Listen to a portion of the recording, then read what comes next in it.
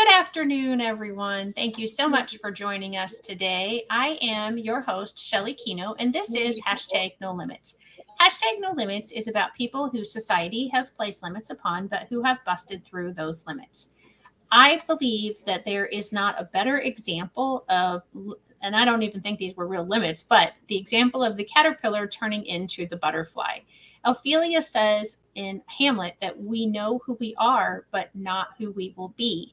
And again, that shows me back to the caterpillar turning into the butterfly.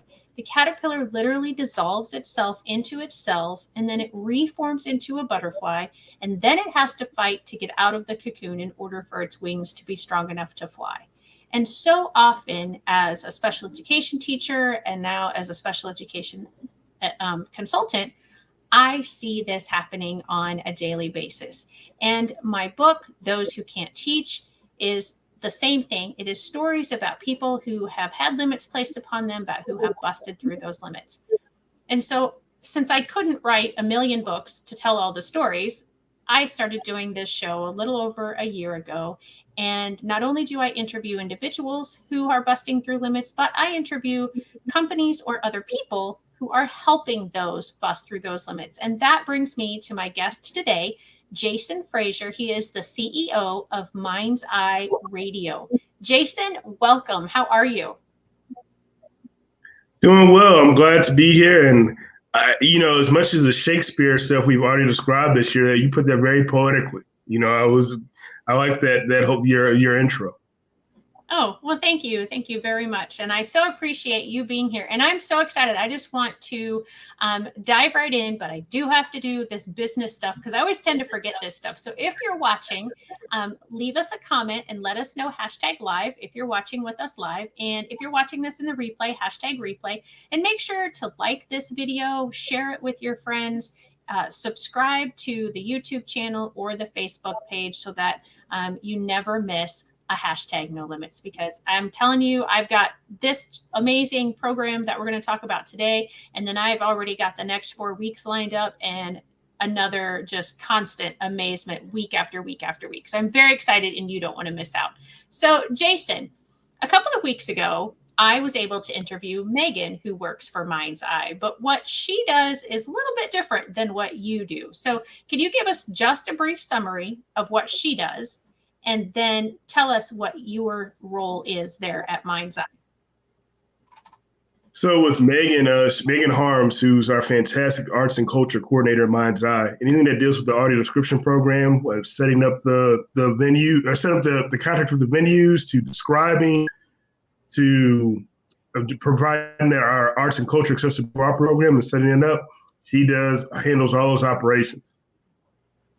With what I do, not only do I have to turn those roles too as well, I am a describer. From the broadcasting of the programs to the beatball end, I'm also involved in those day to day, and of course all the boring administrative work.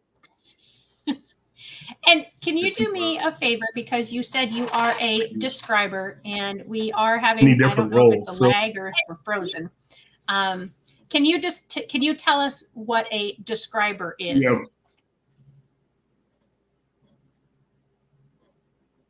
So an audio describer will go to a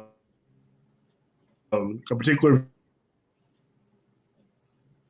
event, theater, or a music, or the sporting event. So they go to the Muni, all the sight gags, costumes, things like that in between the dialogue they will describe. They go to a sporting event. It's almost they're also doubling as a play-by-play person, but also they're describing what's going on the Jumbotron, or the mascot is doing something in the crowd that someone want to know about. They're describing those things as well. Awesome. And so just to be clear, a describer is different from a transcriber, because a describer is literally describing the events, where a transcriber would write down whatever was happening. Is that correct? Yes. So like with our describers, they'll go to, like if it's a show at the Muni, they're one of our, bigger partners, our long-term partners. They'll go to one of the shows beforehand. They'll get a copy of the script, and they'll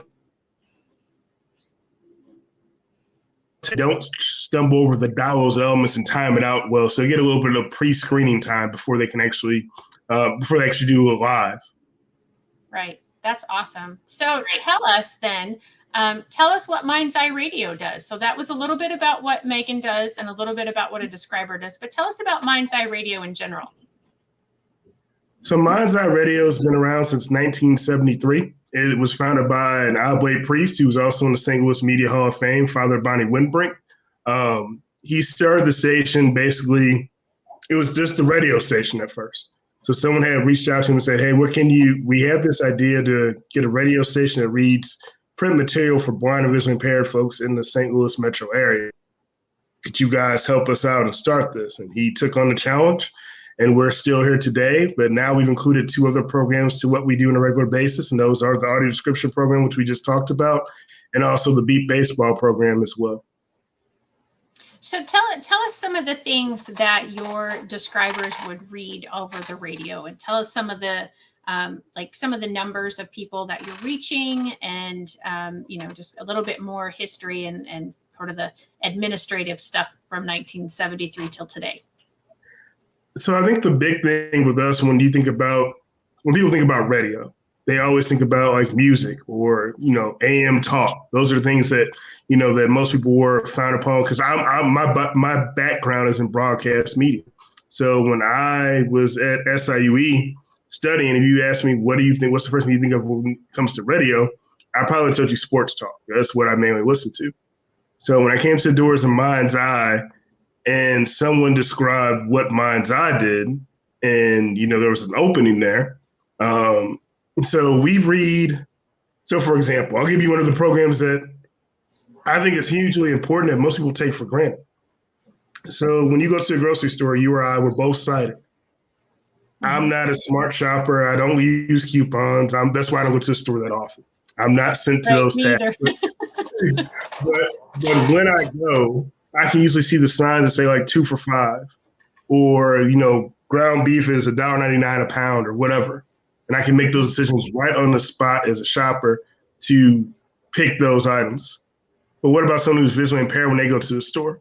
So we read the grocery store ads. We read Black Friday ads when it's that time of year, so that way they are still getting that information so they can make those smart decisions as a shopper.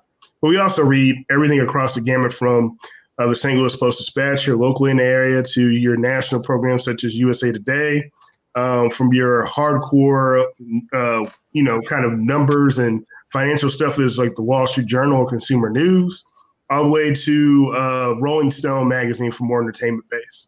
So we kind of cover a wide range. Anything you can think of that's print material, we read.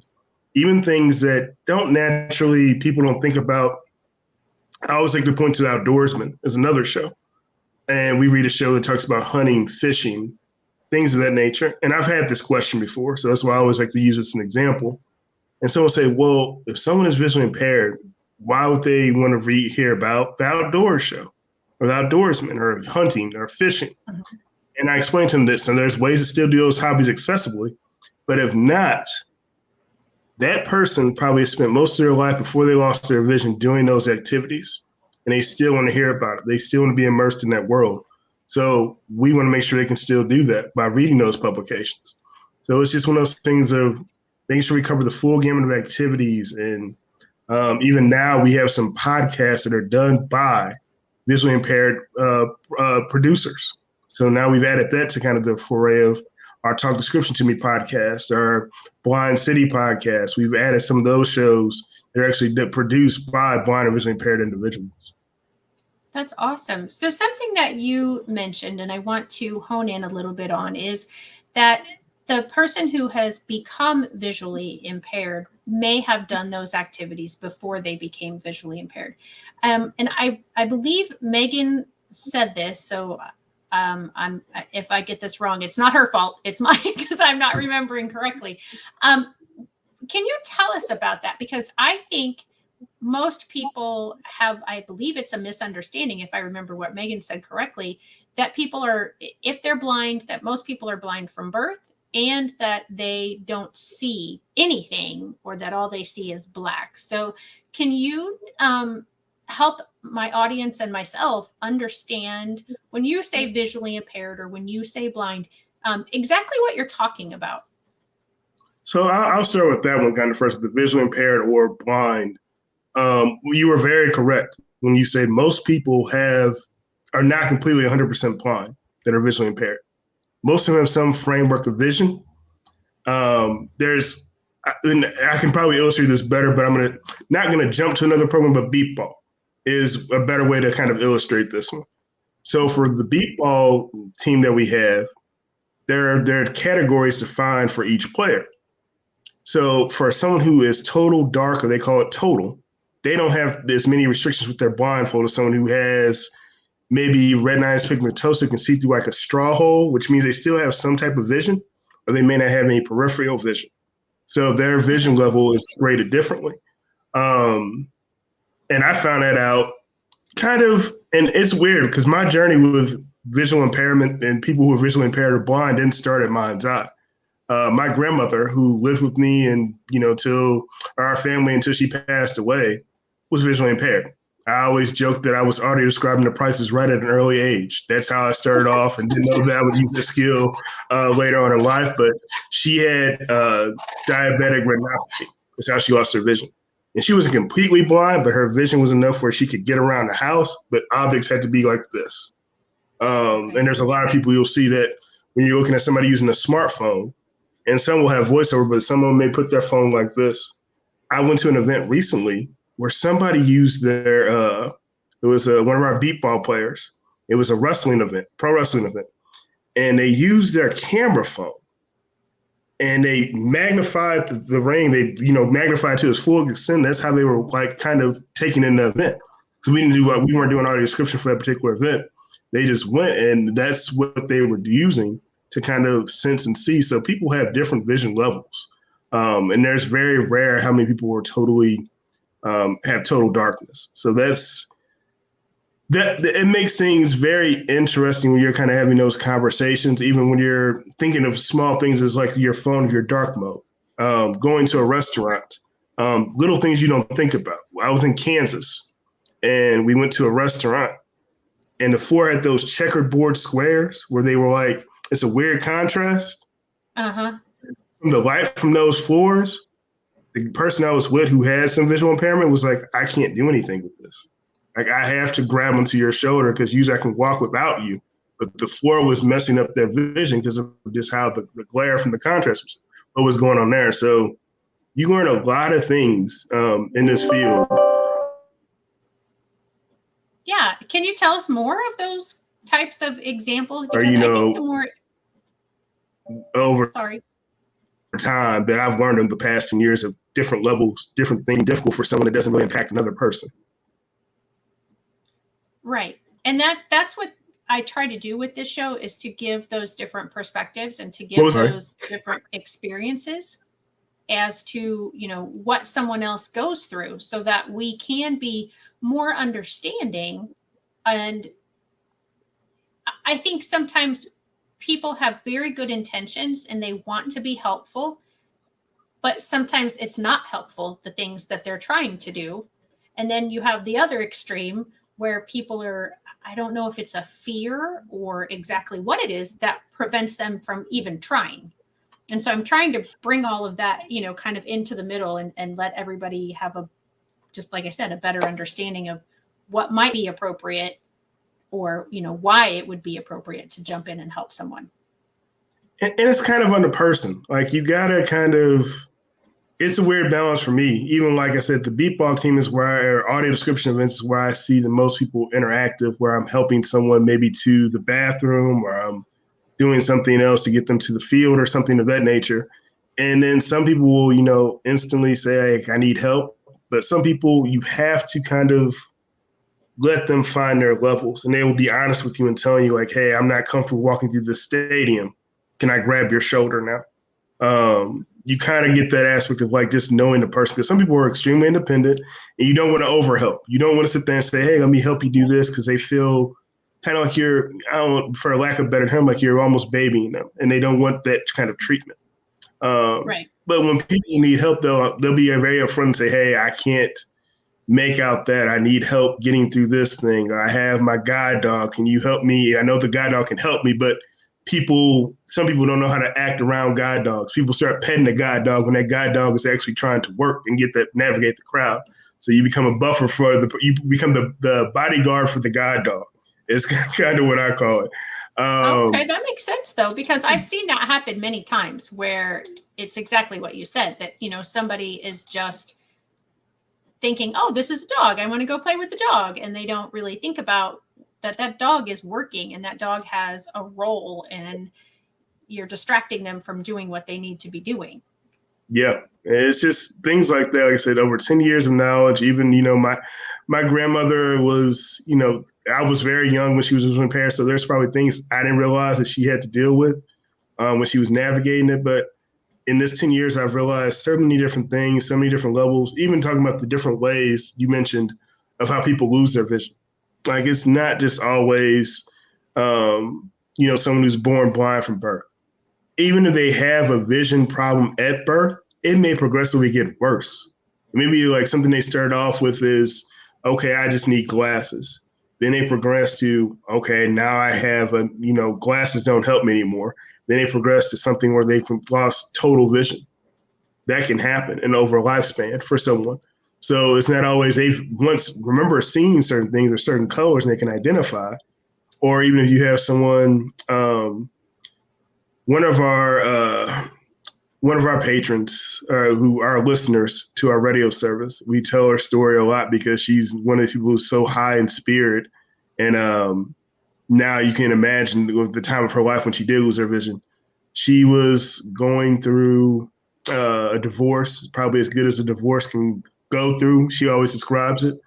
And one day the person that her soon to be ex-husband decided to shoot her in the head. She was a teacher, had all these things in life that was, she had a sight her whole life. And next minute it was gone. She, besides clinging for her life and luckily helped by a Good Samaritan, that was it. That was the last thing she saw was a bullet going to, gun pointed at her. So imagine, your life changes in that instant.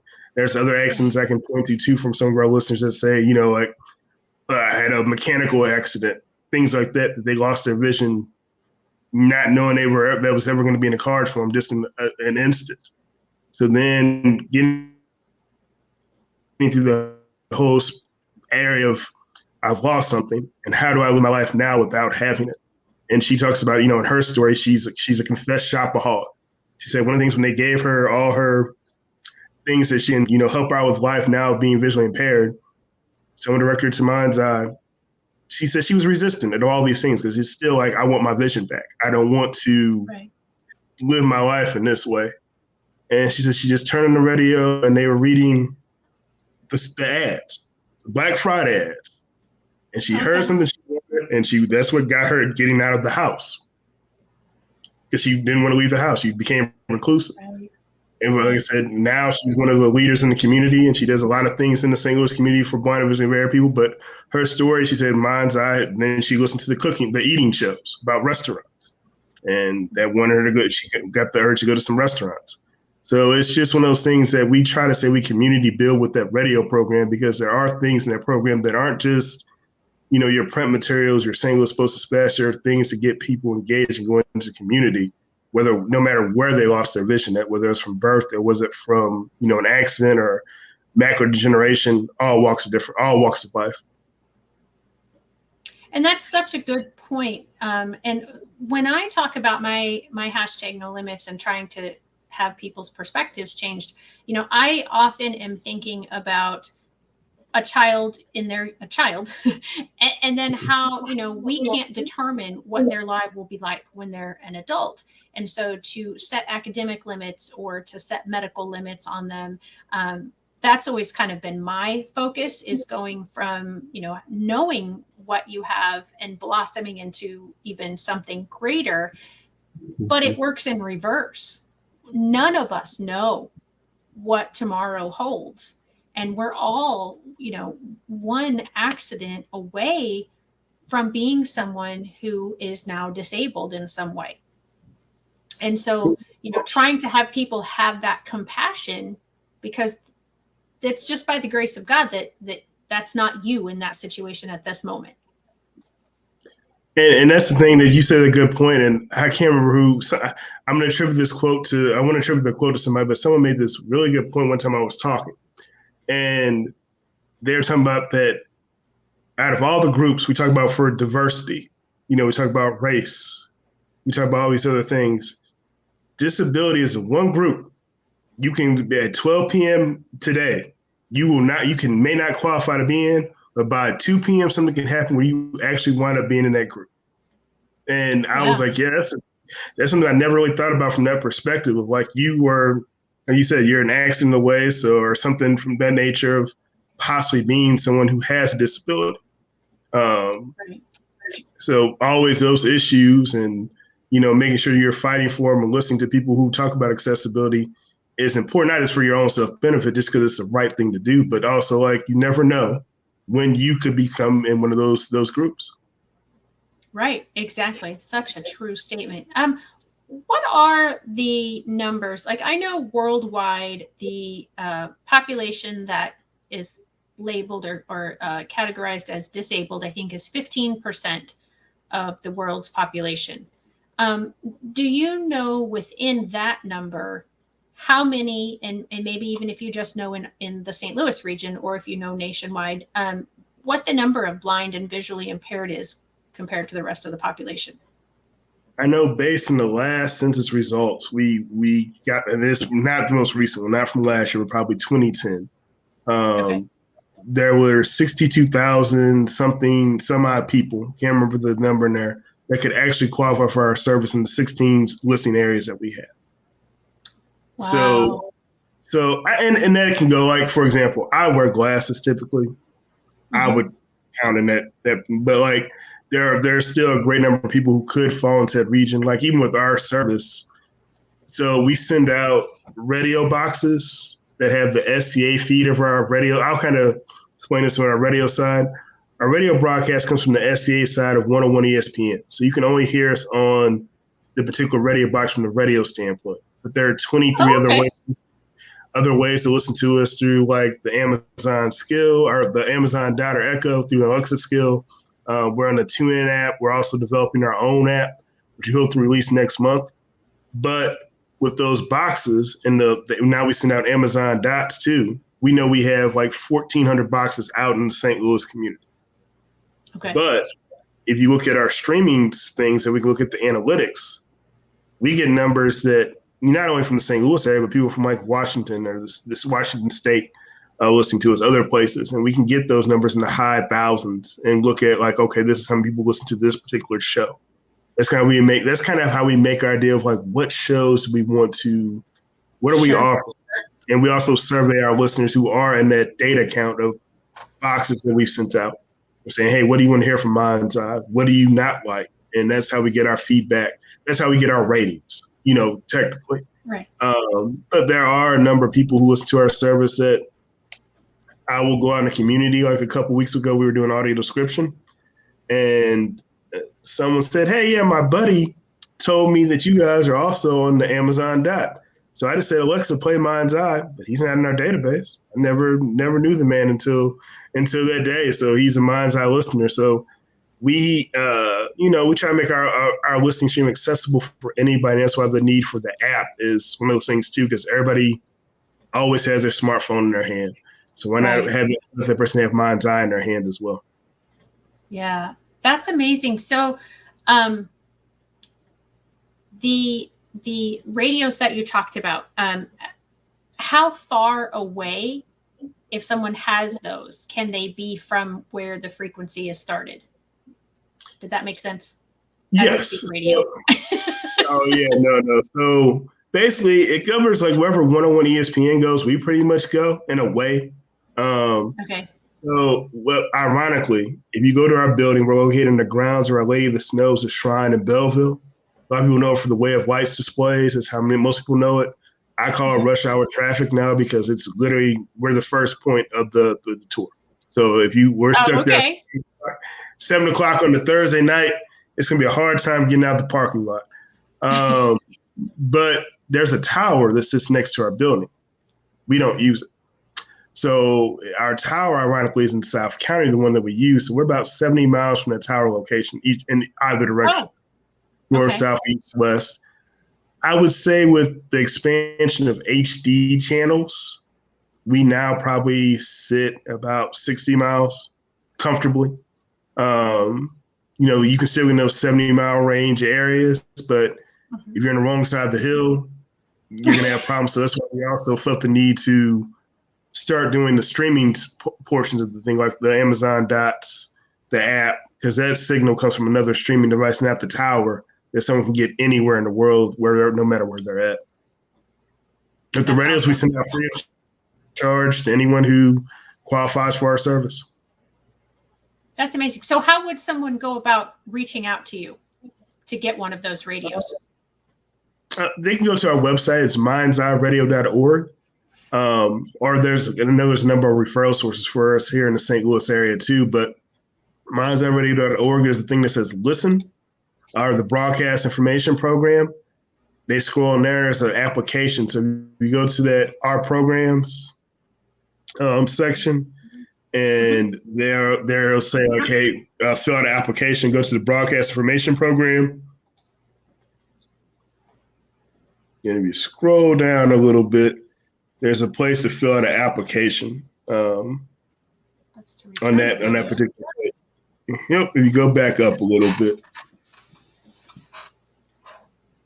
where it says multiple ways to listen, I think there's the listener application. Oh, wait to listen. Maybe, yeah. Yeah, so if you go to that section. And you provided in 5 languages? Oh, sorry, I didn't mean to cut you off. No. So we do a program called Health Beyond Barriers, and we partner with LAMP here in the St. Louis area. And they actually, it's one of our shorter programs. Most programs are about an hour long. The program with LAMP is about 10 to 15 minutes, and we talk about different topics, whether it's, diabetes, breast cancer awareness. And it kind of comes from the language they picked were the 5 most. So LAMP is a translation interpretation company, and they have about 43 different languages they do that for in the St. Louis area. So they gave us their top 5, which were Bosnian, Spanish, Vietnamese, and Arabic. So we use those languages. And I also have that program where we are able to give out health information in all multiple languages, because we also know that, net blindness doesn't only affect the English-speaking population. That's not the only, it doesn't just stop there. So we know there's other people who can use our service. Right. So I found it. It was under the our programs, the broadcast information, and then there was another tab to click on Become a Listener. And that's where people can get the application. And they can fill it out right there. And we process those pretty quickly, and we send those dots out, or the radios. We've been sending out a lot more dots lately than radios. So I'm used to saying dots. Before 2 years ago, that wasn't a thing for us. So now, which I think, like I said, I like our signal can carry over to multiple places in a much clearer signal with the dots or any of the online streaming services that we can get our service on. So then we have a set program. Oh, go ahead. Sorry. I would say we have a set program schedule, which you have pulled up there. It tells you what we read every single day. The schedule we don't change until probably we may make some modifications once a year, and that's just maybe taking a program out, or unless like the grocery store ads, some places start changing the way they deliver those. And that's a pretty popular show, so we have to change what day we actually air grocery store ads because of the way the stores would deliver those out. Right. So the Bookworm, can you describe what that is? Because I think I can figure out a lot of the other things, but I think this one needs a little bit more explanation. Sure. The Bookworm is we have volunteers because and that's a key thing too, all our programs are read by volunteers. So that's how all these things go on air. But with the Bookworm Hour, a volunteer will come in and read a book an hour at a time for sometimes they range from 2 to 3 weeks. And that's what airs during that time period. That's what the Bookworm Hour is. It's a variety of things from, autobiographies to, I think someone read Chicken Soup for the old. older soul. It wasn't the teenage soul. It was like recently. Right. So it changes Oh, okay. probably about a 2-week span of what we're reading. Gotcha. So would they come in every day You or know, just once a week, or does it? It depends. So, you know, we make our volunteer process pretty easy for anyone who wants to do it. So typically the volunteers have a set show. So they'll come in once a week. Or some volunteers do this a lot. They're 4 times a week. I'm there about as much as I am. I'm like, man, I seen you. And their schedule changes, throws me off when they come in a random day. Yeah.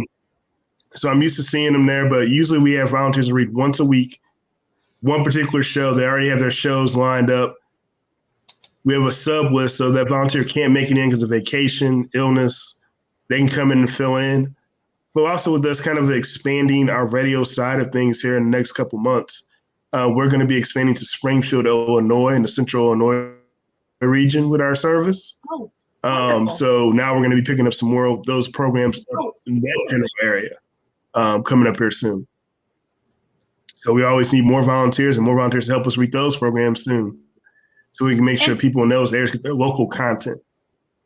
Do the volunteers have to come to your location, or is there a way that they could read what they're doing? You know, like if somebody had StreamYard, for example, or some other program that they could use, is there a way that they can do it virtually or remotely, or is it necessary for them to come to your physical location? No, that's what saved us during the pandemic, because as you can imagine, in March of 2020, knowing, you know, people are our booths are very close, tight quarters. Knowing we couldn't run our service that way anymore, when we shut down the service, we shut down actually earlier than I think the state of Illinois. We decided, hey, it's too risky. We got older volunteers in here, and we, you know, everybody was still trying to figure out what COVID was at that time and trying to map it out, and we just didn't want to take any chances. So that left me or Tom or some of our staff people reading the programs. Then we had to figure out a system, like, how do we get our volunteers back engaged? Because they're the lifeblood of our organization. So now people are reading from smartphones, people are reading from their set up laptops with a home microphone. We actually started a lending microphone program. So a volunteer didn't have the technical capabilities to buy their own microphone. They still wanted to volunteer and they wanted better sound quality. We started a lending program with microphones for laptops, USB microphones. But there's still some volunteers, unfortunately, I haven't seen, and I miss seeing them, but they're still reading for it remotely. Right. And, you know, I think it's going to probably stay that way. And it's something that we figured out during the pandemic of how to still get those programs in and still have our volunteers be able to deliver great sound quality for those as well. Well, that's wonderful to hear. I know that my mom is an avid reader and she's always looking to do volunteer things, but she lives about an hour and a half away from where you are. So that's wonderful that, you know, I can express to her that she could possibly do this from home and be helping out and be doing what she loves, which is reading and volunteering combined. So that's wonderful to know. I saw, and I stopped sharing the screen, but I'm going to add it again. And this section right here, support our mission.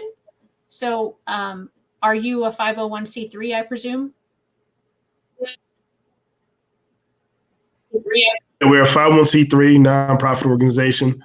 Like I said, that's been the whole time of existence. We've been that way. We are also United Way, Greater St. Louis agency, a network safety net agency. So we receive a lot of support from them. Lions clubs, because their mission aligns out to what we do with helping visually impaired and blind individuals in the community. And then, of course, just a lot of individual support. We have a couple key fundraisers. Our soiree pour la vue, and then we have our recreational beatball tournaments. They're a little different than the National Beatball Association tournaments that we participate in. These allow individuals from companies who are sighted or visually impaired to play the game of beatball to kind of get that awareness. So we have that as a key fundraiser as well that we do every summer. And we just had one this weekend in Muscoda, Illinois, kind of we wanted to do one on both on the Illinois side too, and kind of try that out. And that worked out well this weekend. This is past Saturday. Yeah, and I remember seeing something about that, and I wanted to come, and then I forgot, and I'm so sad that I missed it because I really wanted to see it in person. And because I know you and I had talked about the possibility of some of the beatball players coming on, but I don't know if that's going to pan out or not. So before we get, we've got approximately 20, 25 minutes before I definitely want to end our show. But I want you to talk about it because we have mentioned it a few times. And so if you could explain what beatball is, and I bet you have something on the website. Could I go find something if I tried while you're talking about it? Yeah, there's plenty of things in there on the beatball site that you can probably pull up there, especially in our programs or even in some of our blogs. We have a lot of the blog information. A lot of the most recent blogs have been beatball heavy. Beatball is one of those programs that it wasn't always a program. So I'll even go back and give a little history on that end. When I started at MindsEye in 2012, beatball was a once-a-year fundraiser that we did, as I mentioned, the recreational beatball tournaments. And when I came to MindsEye, I'm a sports person. I love sports. When I started MindsEye, I worked there also 101 ESPN, so I always have been dabbling into that world, but I had never heard about beatball. Never knew about it. And then when someone said the game of baseball played without vision, I was like, okay, there's always see the ball, hit the ball, look the ball into your glove. Those are things you hear. The baseball terminology. So how does this work? So for beatball, the pitcher is actually your friend if you're the batter. So the pitcher's on the hitting team. So the pitcher and the catcher are both on the batting team. And the job of the pitcher is to say, ready, set, pitch, and sync up that cadence with the batter's swing. So they want to make sure the batter, the pitcher is the most important part of your team. You can have the most world-class batters out there. You can have an MLB team out there playing beatball. If their pitcher is going to be bad, that's going to be a bad day for them too as well. If I'm pitching, you're not going to do anything of production. I'm not good. So that put the ball into play. If they're able to make contact on 4 strikes, then their job is to run there's a base on first base side and third base side. It's a tall foam tackling dummy. It has a buzzing mechanism inside, and there's an operator who operates. They just flip the switch to either first or third. They do that at random. You have to run to one of those bases before your blindfolded fielders retrieve the beeping ball, is why it's called beeping. The beep is more for the defense, the beep inside the ball. So they just have to hold up the ball like this before you get to that base. It's an out. You make it to the base before then, it's a run scored. So, and also the blindfold or the fielders have what they call spotters. So there's one on the right side, one on the left side. All they can say in our recreational tournaments, there's a huge difference. I can say your name, that you're the closest one to the ball. I can't tell you left, right, hot, cold. I can say Shelly. Oh, okay. That means you're our only hope. Now in the NBBA, the National Beatball Association, the World Series, those type of tournaments, they're done by number zones. So it allows the fielders to know if I'm in zone 1, you call my zone. There's also other fielders can go over to those zones to help out. So it makes it more strategic. But yeah, we did that for about, this was our 18th year, I think, doing the beatball tournament. And then before then, probably about 2014, we got called by the special school district in St. Louis, asked, hey, we have a young gentleman who's the only visually impaired kid in the school and usually never participate in field day activities like baseball or softball or kickball. It'd be kind of cool you guys came out and did that beatball thing here as a demo. And we did that once. We got called again. We got asked again. So we said, maybe this is a program because it also builds awareness. We're in a very baseball community in St. Louis. This is Absolutely. a baseball. So we were like, this is what can actually get people to understand what it's like to be visually impaired, understand what there's capabilities to do anything if it's made accessible. So we started doing these demonstrations, and then probably late 2019, someone reached out to me and said, hey, the Beat Ball World Series goes on, and I was well aware of it. It said, MindsEye does these beat ball demos. They do this beat ball tournament. Why not help St. Louis be represented at the Beat Ball World Series? And at first I said no, not because I didn't want to. I'm just like, I don't know when we're going to have time to do this. But then I kind of remembered our mission and kind of how Father Bonnie Winbring started this radio station. Was he didn't have a clue of the stories. I was like, he didn't know anything about radio, didn't know anything about visually impaired people besides, just the basics, but wanted to find a way to make it work. And that's kind of how we took that attitude into, starting the Gateway Archers, our beat baseball team.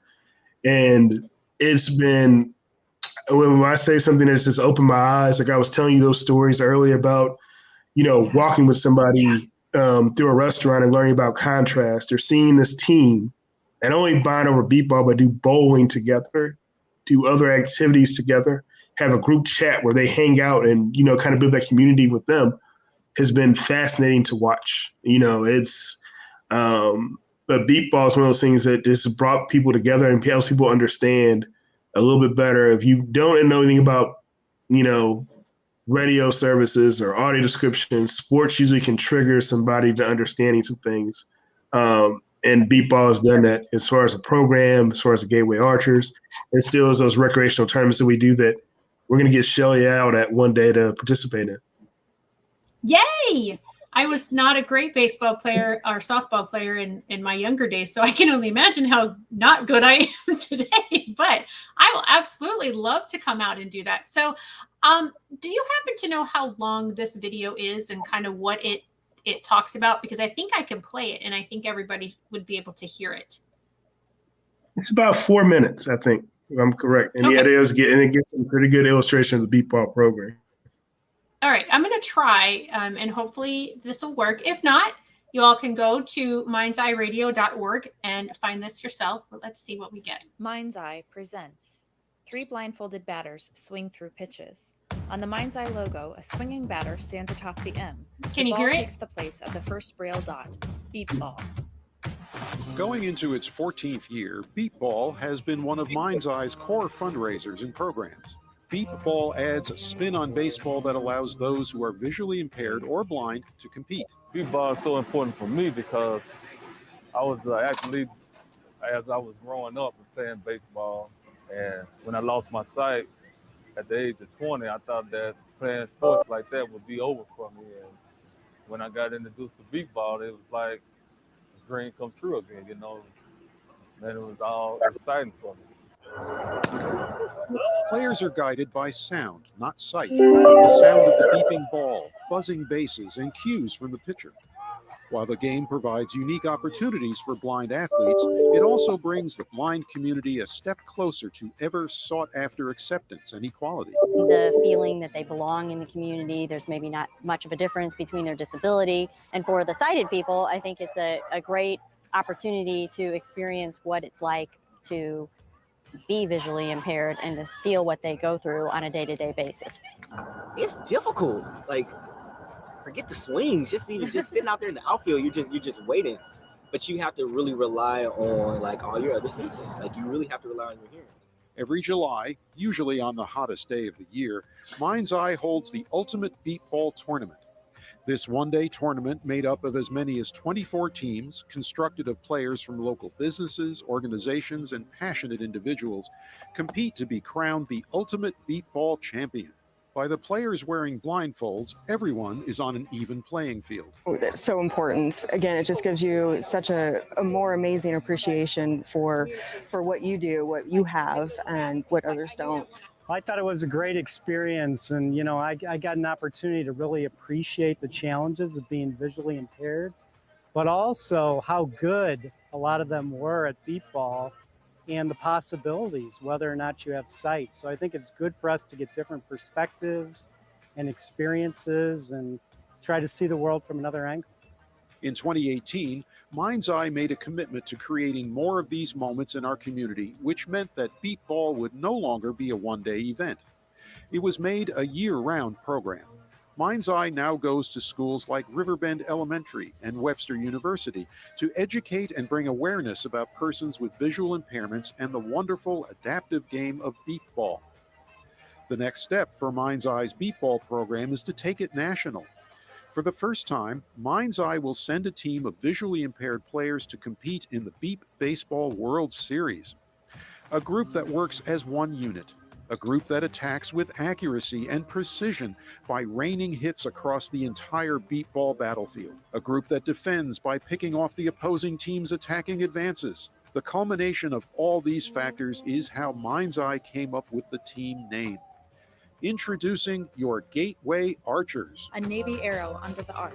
when starting the foundation of creating a sports team, MindsEye wanted that foundation to represent some key core values: excellence, professionalism, and sportsmanship, all while using our homegrown talent from the Gateway area. We wanted our players to exude these core values.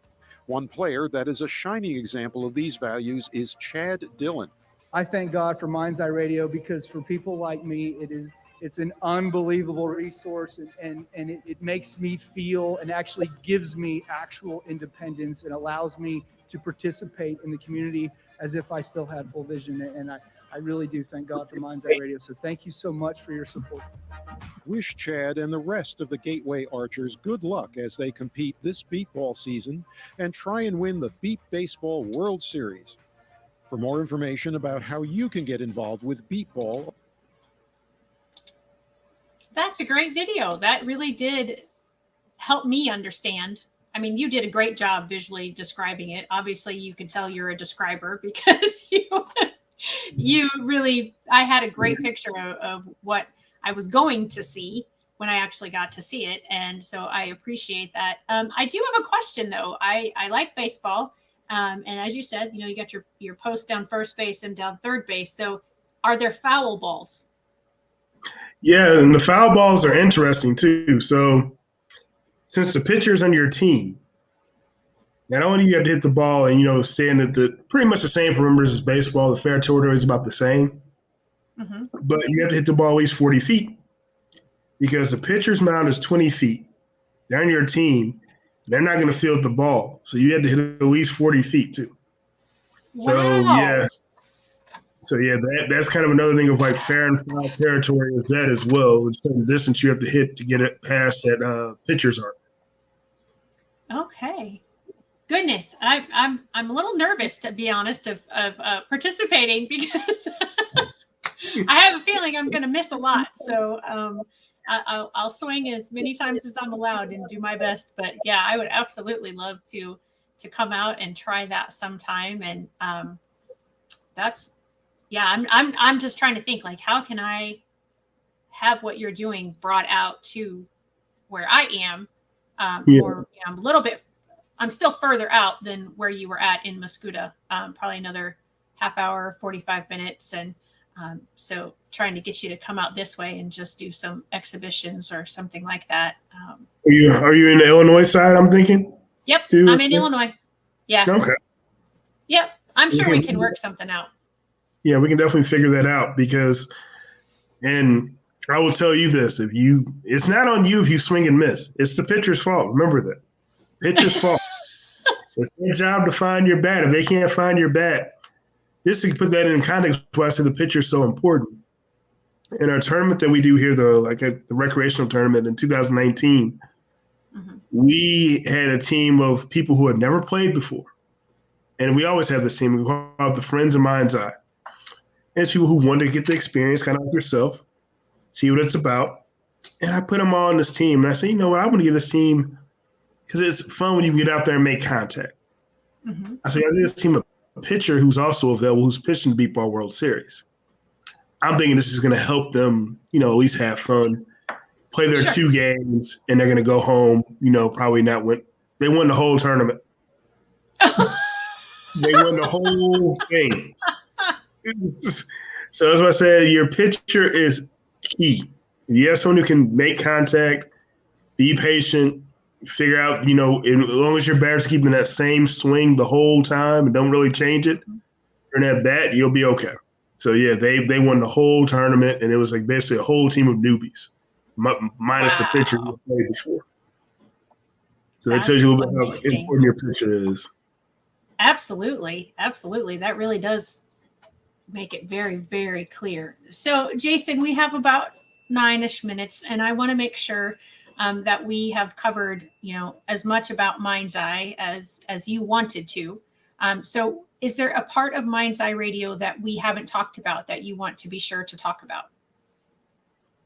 I think we've covered a lot. I know you talked to Megan a lot about audio description, and, I don't know if she, because I know the type of person Megan is, she won't toot her own horn and won't do that. But, 2020, in addition, I talk about how we had to figure out how to pivot from the broadcast side to get volunteers to read. All of our audio description was done at live events, live venues prior to 2020. Everything we did was at the Muni, the Fox, the Enterprise Center. And when that stopped, it was really trying to figure out how to keep that program relevant and keep it going and make sure people can still get those offerings. And she did such a phenomenal job of not only, staying partners with the venues that we were describing at, building new partners, but also making virtual content possible and also making that content, showing diversity in that content. We described everything from a video about social justice and change to powwow. We described a full powwow last year. And, I think just showing the growth of that program and what we can do with it. We've described a solar eclipse in the past.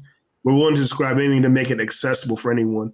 And she's having a volunteer training this weekend. So if anybody's interested to maybe be an audio description volunteer, we would love to have you.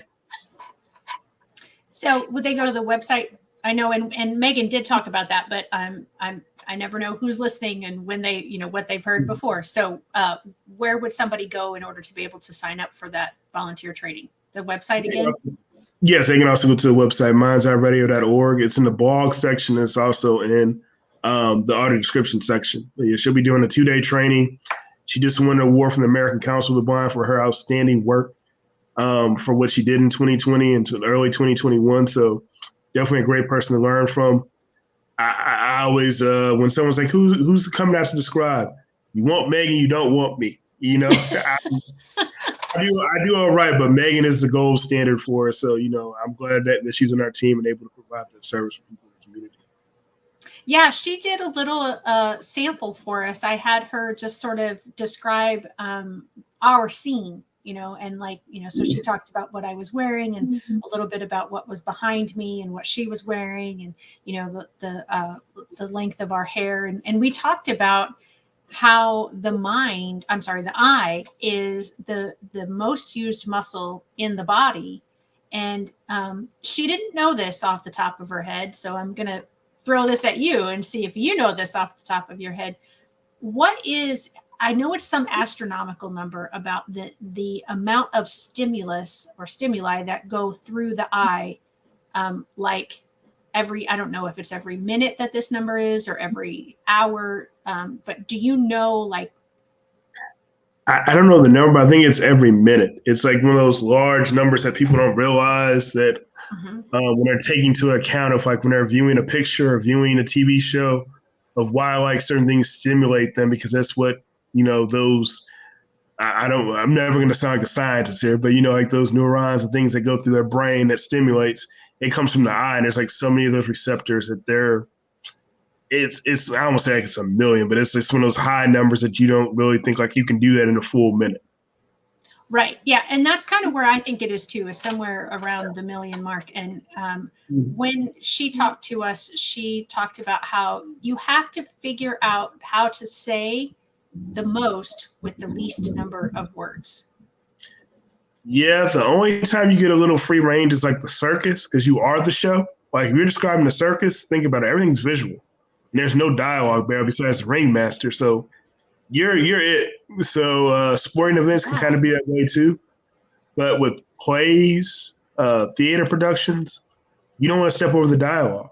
And that ruins the show for that person. You're basically describing and not timing out your descriptions, and you're stepping on that dialogue.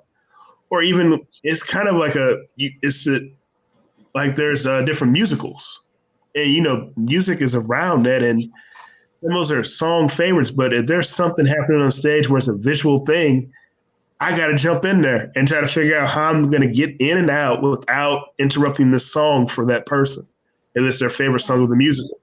So some things are trickier than others. Like I said, Megan has a skill. Hers is she can do virtual events, she can do live events. And all our volunteers have that skill too and develop it, but mainly through going through that training. And then also practice. Like we don't start out every describer saying, hey, you did the training. We're going to send you out there to go do the Muni next week. Good luck. So we usually let them come in and be an assistant and pass out devices, and then they can listen in to the describer who's doing it, so they get an idea of how that works. But also, I would say it's important because it gives you an idea to talk to people who are using the service, because they're the one giving you the feedback. They're going to give you the feedback right then and there, like what they didn't like, what they liked, and they can take those mental notes from when they start describing. But also, it helps you connect with the mission. Because I always give kudos to our radio broadcasters more so than any other program, because not because I like them better, not because they've been around longer, because they're reading to thousands of people, but it's very rare they get to meet them. As a describer, you're meeting your patrons. As a beat ball, anyone who's volunteering, taking people to and from beat ball practices or any of that nature, you're meeting the beat ball players. They're doing something where they're basically talking to people that they may not ever get to see, but know they're making an impact, and they come back every week. Like not just once a month, like, some other, or once a year. Every week, most of them are there. And if they get sick, they're taking time to tell you in advance, or they're going on vacation saying like, hey, I'll be gone for 3 months to Florida. They let you know because they care about that program and care about the people they're reading to. So I just think, like audio description is one of those programs you also get that immediate connection with your patrons, like right then and there. You can talk to them, build a rapport with them. There's patrons that come, they have a favorite describer they like to hear. They know they obviously get disappointed when I was at the circus one year and I showed up and someone's like, I was hoping Elaine would be here today. I know you got me today.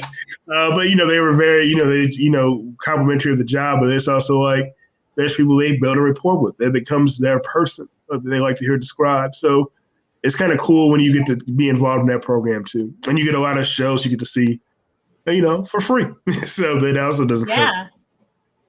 Well, that is so wonderful. I am so thankful for your time today and for all that you are doing at MindsEye Radio with all of the programs. And I just wanted to give you one last opportunity to give one last plug, one last shout out, one last bit of advice, whatever you want to say, and then we'll wrap it up and tell everyone goodbye. I think my one last thought I will give is just looking at when we talk about diversity. And I feel like, at this current time, we talk about it a lot. And a lot of times it'll be, pointing at race, gender, sexual orientation. And this coming from someone who's in one of those groups that we always talk about, like, we need to diversify more. Make sure when you're talking about those groups, you don't forget about people with disabilities, because they often are the group that's forgotten about. We talk about diversity. It's usually one of those things that escapes the mind. Someone's like, I know there's another group I'm forgetting here. It's usually the people with disabilities. So make sure they're included in the conversation. We're talking about theater, anything else in the community that's going on, theater, sports, just general keeping them involved in the community, because that's very important for us to do. That is perfect. Perfect way to end for today. Again, this was #NoLimits. I'm Shelly Kino. This was Jason Frazier of MindsEye. We so appreciate you all being here. Again, make sure that you're liking it, you're subscribing to the YouTube channel, you're leaving a comment. If you watch this, I didn't see anybody join in the comments, but I know that we did have viewers today, so y'all are just being quiet and shy today. But make sure if you're watching it in the replay that you let us know. And again, thank you so much, everyone, and have a great day.